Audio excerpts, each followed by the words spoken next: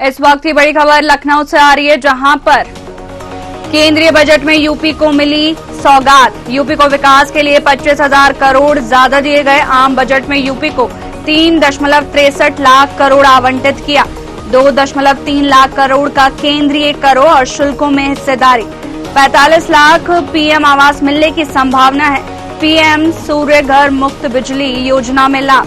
300 unit तक मुफ्त बिजली योजना।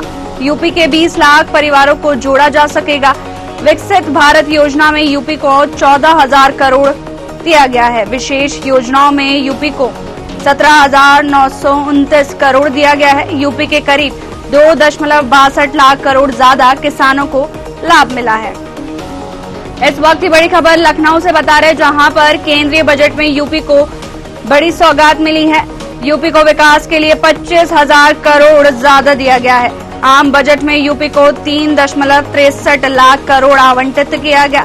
2.3 लाख करोड़ का केंद्रीय करों शुल्कों में हिस्सेदारी दी गई है। 45 लाख पीएम आवास मिलने की संभावना है। 300 यूनिट तक मुफ्त बिजली योजना दी गई है। यूपी के 20 लाख परिवारों को जोड़ा जा सकेगा। वहीं विकसित भारत योजना में यूपी को 14,000 करोड़ आवंटित किया गया है। यूपी के करीब 2.62 लाख करोड़ ज्यादा किसानों को लाभ मिला है।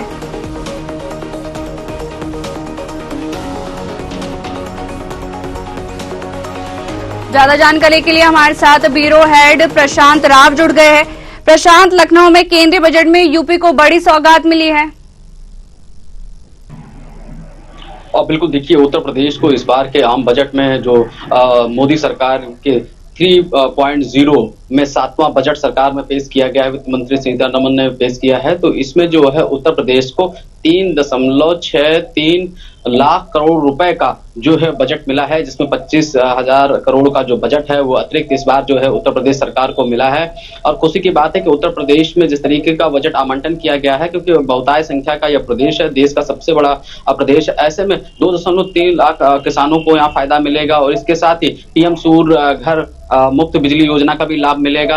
300 यूनिट फ्री बिजली देने की भी योजना बनाई जा रही है, ताकि जो किसान हैं उनको ये बिजली फ्री दी जाए। इसके साथ ही 20 लाख परिवारों को अतिरिक्त तमाम योजनाओं से जोड़ा जाएगा, लाभान्वित किया जाएगा। वहीं विकसित भारत योजना की बात की जाए तो यूपी में 14,000 करोड़ रुपए का यहाँ पर जो है लक्ष्य रखा गया है। साफ है कि उत्तर प्रदेश में 2.62 लाख करोड़ यहाँ पर जो है किसानों को यहाँ पीएम सम्मान निधि से जोड़ा जाए। तो ये जो बजट इस बार 25,000 करोड़ का अतिरिक्त दिया गया है, इसे तमाम योजनाओं से लाभान्वित करने की बात की जा रही है। वहीं 2.3 लाख जो केंद्रीय कर है उसको लेकर भी यहाँ से छूट मिलेगी। तो तमाम योजनाओं से केंद्र सरकार ने इस बार उत्तर प्रदेश को लाभान्वित करने का काम किया है। निश्चित रूप से देखिए, उत्तर प्रदेश के विकास में जो 20 लाख परिवारों को जोड़ने की बात चल रही है, ताकि आने वाले समय में भारत के साथ ही उत्तर प्रदेश में जो 1 ट्रिलियन बनाने का जो सपना है वो पूरा हो सके। वहीं यूपी को 17,339 लाख करोड़ की योजनाओं को भी इसमें जोड़ा जाएगा। देखिए, ये जो बजट है, केंद्रीय बजट में यूपी को जो सौगातें मिली हैं, निश्चित रूप से ये जो बजट है वो आने वाले समय में उत्तर प्रदेश के लिए लाभकारी होगा। और अब की बार 25,000 करोड़ का जो अतिरिक्त बजट पेश किया गया है, इसमें जो इस बार केंद्रीय करों को लेकर 2.3 की जो छूट मिली है, ये बहुत महत्वपूर्ण है। और इससे आने वाले समय में यह होगा कि उत्तर प्रदेश में महंगाई दर थोड़ी कम होगी। तो वहीं 300 यूनिट बिजली कम जो इस बार जो मुक्त करने की बात की जा रही है, उससे किसानों से जो है वो जिस तरीके से सरकार वादा कर रही थी कि किसानों के साथ खड़ी है, किसानों की सरकार है, निश्चित रूप से किसानों को भी बड़ा फायदा मिलेगा। अगर घरेलू बिजली की बात कर ली जाए या फिर वैकल्पिक बिजली की बात कर ली जाए, जिस तरीके से किसानों को दी जाती है, उसमें एक बड़ा जो है यहाँ पर लाभ मिलने वाला है। साथ ही साथ उत्तर प्रदेश के विकास को लेकर मुख्यमंत्री योगी आदित्यनाथ ने जिस तरीके से केंद्र सरकार से अपेक्षा की थी, उसको पूरा करने वाला बजट है। कल भी मुख्यमंत्री योगी आदित्यनाथ ने कहा था कि किसान, नौजवान, महिलाओं, बेरोजगारों के लिए यह बजट बहुत ही विकासोन्मुखी है। और साथ ही साथ महंगाई को, बेरोजगारी को और इसके साथ ही यहाँ पर जो अन्य गतिविधियां जिससे लोगों का आम जनजीवन थोड़ा व्यथित है वो कम होगा। उत्तर प्रदेश के मुख्यमंत्री ने कहा था कि विश्व के इतिहास में जिस तरीके से प्रधानमंत्री नरेंद्र मोदी लगातार देश को लेकर काम कर रहे हैं, चाहे फिर वो 80 करोड़ किसानों को लाभ देना हो, यानी कि जो गरीब लोग हैं खासकर उन्हें, क्योंकि ये कहा जाए कि जो भुखमरी के कगार पे ऐसे लोगों को राशन मुफ्त दिया जा रहा है, तो वहीं किसानों को किसान सम्मान निधि दी जा रही है। हालांकि कयास लगाया जा रहा था कि किसान सम्मान निधि की जो किस्त है वो बढ़ाई जा सकती है, लेकिन सरकार ने संतुलन बनाते हुए सभी राज्यों को लाभान्वित करने का काम किया और इसी के तहत यहाँ यूपी में जो है ये 25,000 करोड़ का अतिरिक्त बजट दिया है। जी, ये जो बजट है वो किसानों के लिए भी एक अच्छा माना जा रहा है, जैसे कि बताया जा रहा है कि जो बजट है आंध्र प्रदेश और बिहार के लिए ज्यादा दिया गया है, तो ये कितना सही है?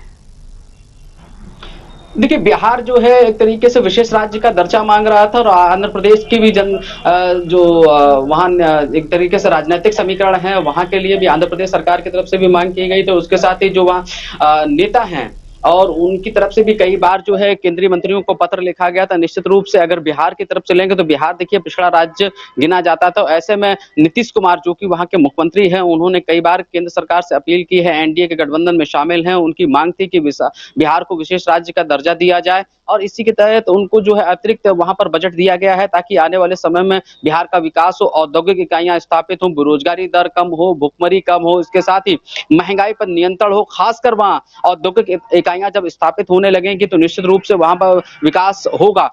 इंफ्रास्ट्रक्चर को लेकर भी वहां तमाम जो प्रोजेक्ट रखे गए हैं नीतीश सरकार की तरफ से केंद्र सरकार को लेकर, उनके लिए बजट दिया गया है ताकि आने वाले समय में वहां विकास का पहिया तेजी से घूमे और वहां जो बेरोजगारी दर है वो कम हो, क्योंकि बिहार से बहुतायत संख्या में लोग जो है अन्य प्रांतों के लिए पलायन करके वहां जीवन यापन ढूंढते हैं। तो ऐसे में बिहार राज्य को अगर इस तरीके का बजट आवंटन किया जाएगा तो निश्चित रूप से वहां की जनता लाभान्वित होगी और पलायन भी रुकेगा। साथ ही साथ शिक्षा का स्तर भी ऊपर होगा और गरीबी दर जो है वो भी कम होगी।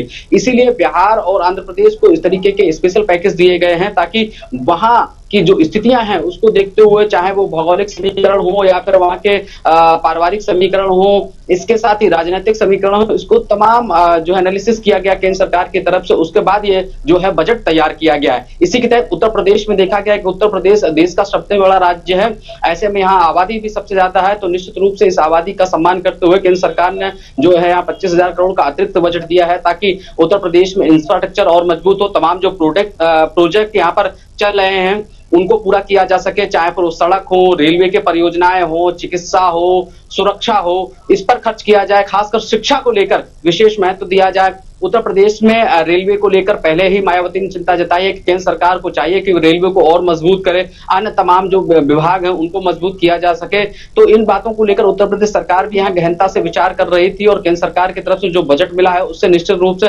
केंद्र और राज्य सरकार मिलकर यहाँ पर अन्य जो है गतिविधियों को अंजाम देंगे ताकि उत्तर प्रदेश का जो सपना है 1 ट्रिलियन इकोनॉमी बनाने का भारत सरकार के साथ, तो उसको पूरा करना है। इसी लक्ष्य को लेकर उत्तर प्रदेश के मुख्यमंत्री योगी आदित्यनाथ चल रहे हैं।